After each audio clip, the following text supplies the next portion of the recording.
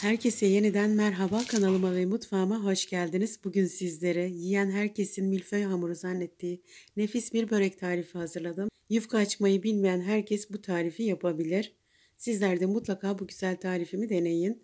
Malzeme listesini her zaman olduğu gibi açıklama kısmına da ekleyeceğim. Oradan da bakabilirsiniz.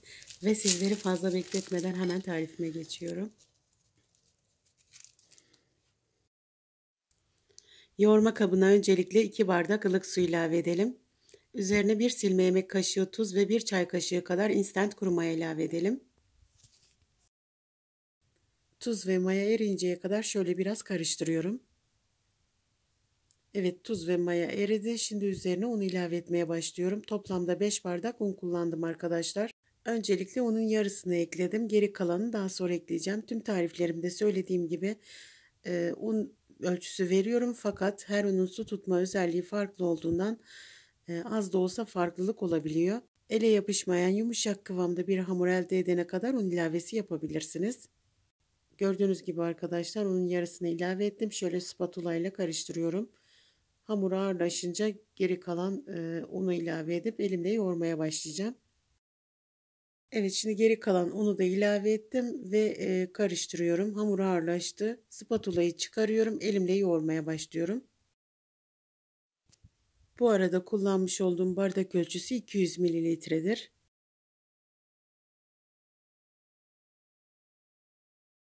Evet, hamuru güzelce toparladım. Şimdi tezgahın üzerine alıyorum ve burada yaklaşık 3-5 dakika çamaşır çitiliyor gibi yoğurmamız gerekiyor.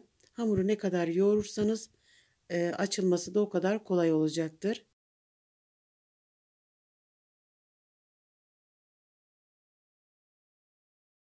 Hamuru güzelce yoğurdum. Şimdi 4 eşit parçaya bölüyorum ve her parçayı elimde yuvarlayıp beze yapıyorum.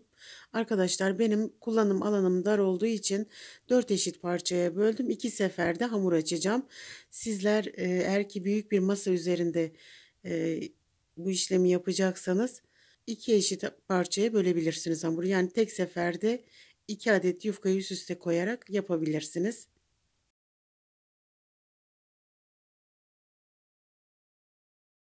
4 adet bezeyi de yuvarladım. Bir poşet içerisine aldım ve 5 dakika dinlenmeye alıyorum. 5 dakikanın ardından hamurlar dinlendi. Şimdi bir adet bezeyi tezgahın üzerine alıyorum ve bolca unluyorum. Bu aşamada un ilavesi yapabiliriz. Sonrasında unu kesiyoruz arkadaşlar. Şimdi açabildiğim kadar açıyorum.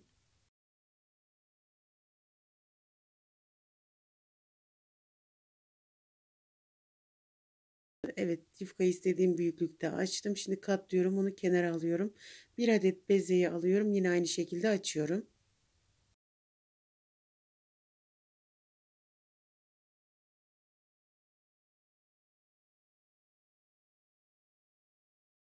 Ve açmış olduğum bezenin üzerine önceden eritip soğutmuş olduğum 150 gram tereyağım vardı. Şimdi fırça yardımıyla tüm yüzeyini yağlıyorum.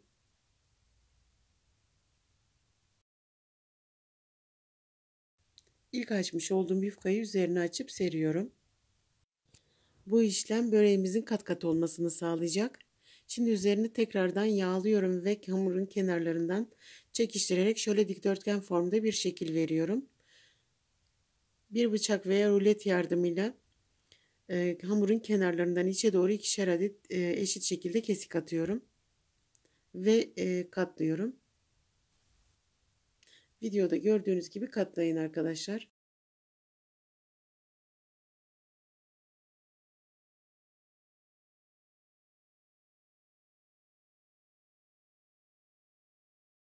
Evet, hamuru güzelce katladım. Şimdi bir poşet içerisine alıyorum ve dondurucuya kaldırıp yarım saat bekleteceğim.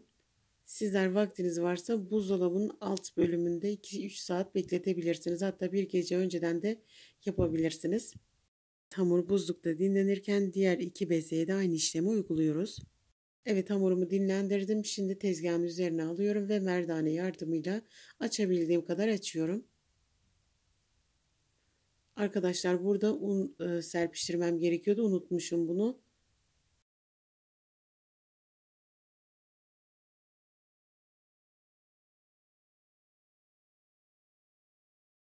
Hamuru açtım. Şimdi rulet veya bir bıçak yardımıyla 4 parmak eninde karelere kesiyorum. Her bir karenin ortasına 1 tatlı kaşığı peynir bırakıyorum. Sizler isterseniz patates veya kıymalı kullanabilirsiniz. Her türlü güzel oluyor bu börek.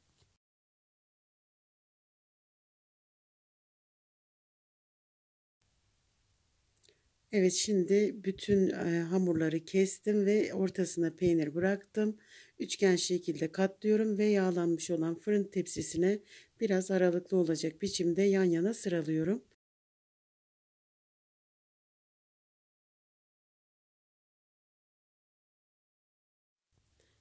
Videomu buraya kadar izlediyseniz küçük de olsa bir yorum ve beğeni bırakarak beni destekleyebilirsiniz. Kanalıma abone değilseniz hemen ücretsiz bir şekilde abone olup bildirim zil seslerini açarsanız yeni olan bütün videolarımdan haberdar olabilirsiniz.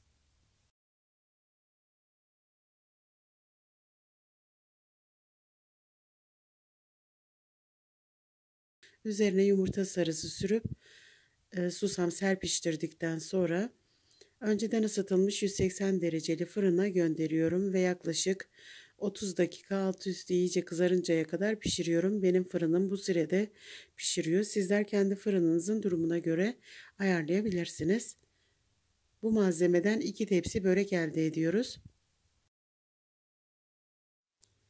Pişen böreği fırından aldıktan sonra sıcaklığı geçince servis edebilirsiniz. Eğer ki hemen tüketmeyecekseniz börekler soğuduktan sonra bir poşet içerisine alarak dondurucuda saklayabilirsiniz. Ve şimdi sizlere iç dokusunu da göstereceğim arkadaşlar.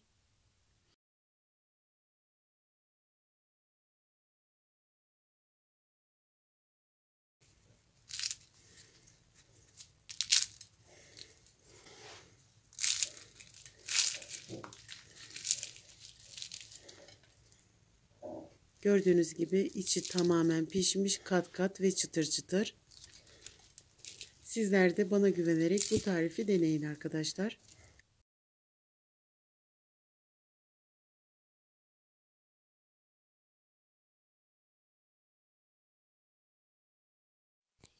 Ve yine bir videomuzun sonuna geldik. İnşallah sizleri sıkmadan anlatabilmişimdir. Deneyecek olan herkese afiyet olsun. Görüşmek üzere. Allah'a emanet olun.